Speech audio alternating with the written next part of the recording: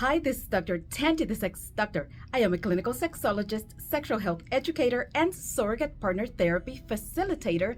And the question of the day is, what is pegging?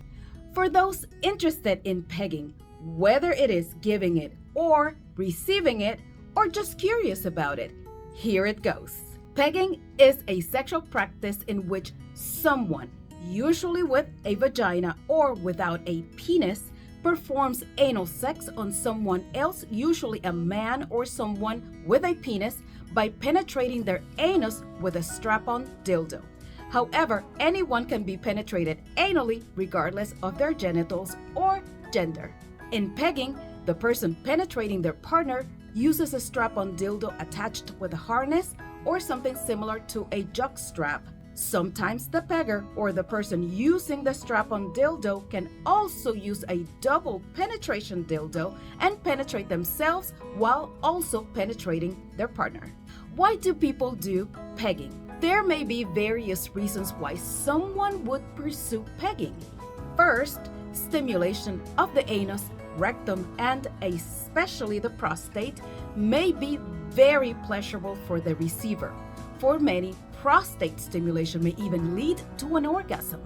Also, pegging is a good way to shift gender roles and reverse them, as the one who usually has the natural equipment to penetrate becomes the one being penetrated, which can be very arousing and attractive for both. Changing the power dynamic of the couple can also be a reason to try pegging, as the passive receiver can surrender and let the active giver or pegger be in charge for a change. Pegging should be a pleasurable experience for both, as the base of the dildo can press up against the pubic mound or clitoris of the other person, and the rocking against the partner can feel similar to dry humping, leading to orgasms. Now, how do you propose pegging to your partner? The conversation about pegging should always happen in natural ground and outside of the bedroom. Pegging may feel very intimidating and confusing for some, so having a gentle approach when introducing this concept is helpful. Some useful steps to introduce pegging, whether you are the one who wants to be pegged or penetrated, or you are the one who wants to penetrate, are: number one, be honest and say that this idea has been intriguing you for some time.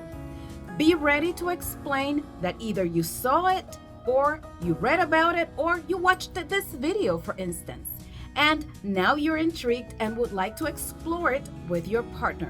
Expound more about this practice and why it interests you, and what is it about it that arouses you, and be ready to answer questions. Do not bully yourself into this practice though, and make sure that you are compassionate and kind with one another.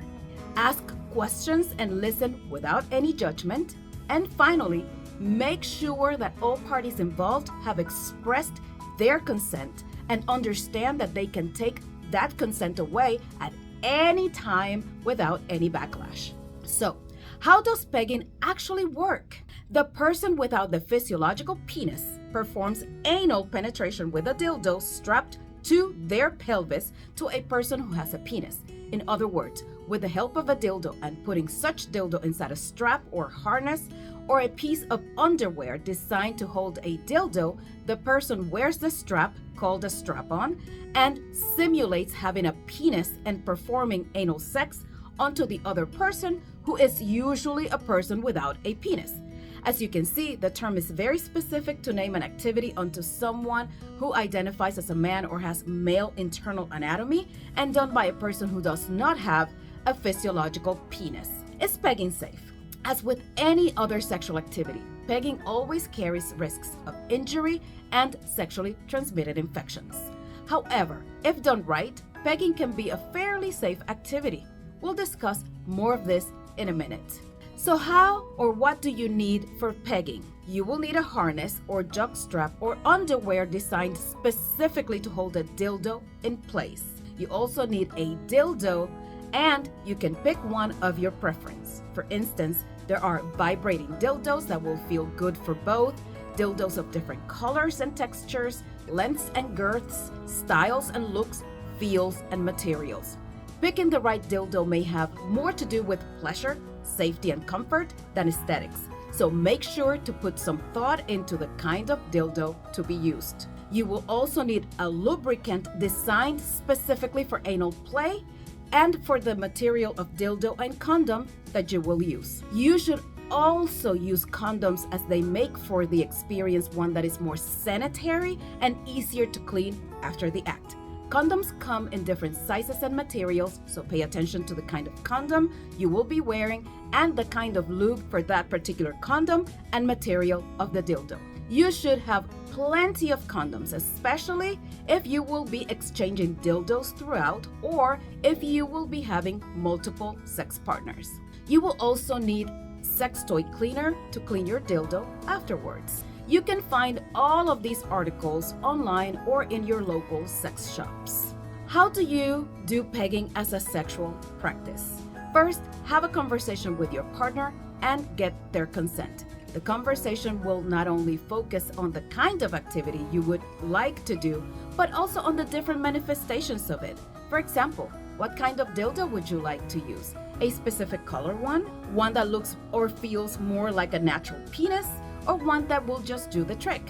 What size would you like to start with? How do you make sure that everyone stays aroused, interested, and connected throughout? Do you use a safe word, which I highly recommend, and which one will that be? By the way, a safe word is a word that you will use that will pause or stop the activity altogether when spoken. There could be a set of 2 words, one for when the person is approaching a painful or uncomfortable threshold, and one for when the person is done, needs a break, or is experiencing pain or discomfort significant enough to make the person want to stop. A safe word may be something out of the ordinary, like saying red or tap. It should be a word different than ouch or wait, which the person hearing it may not interpret as a word to actually stop the act. We'll talk more about safe words in a later video. Next, gather all your gear and be ready for action. Make sure the consent is still on throughout and make sure that everyone is aroused enough for this activity. In other words, make sure everyone is having fun. The one being penetrated should use an enema before penetration so the fecal matter is removed and to make for a more sanitary experience if they feel more comfortable that way. Be careful with vigorous activity. The anus and rectum are delicate structures and they may be susceptible to wear or tear or infections if caution is not exercised. Make sure to keep the area and all toys cleaned and protected. Clean the toys before and afterwards, and condoms, as I said, help make everything clean and help with the cleanup afterwards. And stop immediately if there's any pain. In preparation for pegging, people may start massaging the anus to help the receiver relax, to help both get aroused, and to prepare for the experience. Use fingers with gloves and small dildos or butt plugs over time to also prepare for this.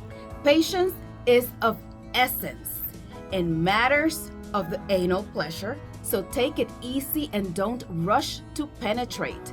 And again, make sure lubrication is abundant. The anus does not produce its own lubrication, so external lubrication is essential, and this lubrication may be reapplied as needed. Experiment with different positions to find the most comfortable one for both the giver and the receiver, and don't be shy to move or suggest a change in positions at the sign of discomfort. And finally, don't forget the aftercare, which is as important as the act of pegging itself. Aftercare is the process of attending to one another after the act and provide support in a physical and psychological way. Take time to check in with one another to make sure everyone is okay, that everyone had a positive experience, that questions are being asked and answered related to the act that was shared, and to make sure that people feel validated and appreciated. If there are any tears or lingering pain and discomfort after the pegging, it is always a good idea to consult with a healthcare professional. But pegging, if done right, should be a pleasurable experience for all. This is Dr. Tangi the Sex Doctor. Thanks for watching. Make sure to watch my other videos on all things sexual, and I will see you next time with another sex question answered.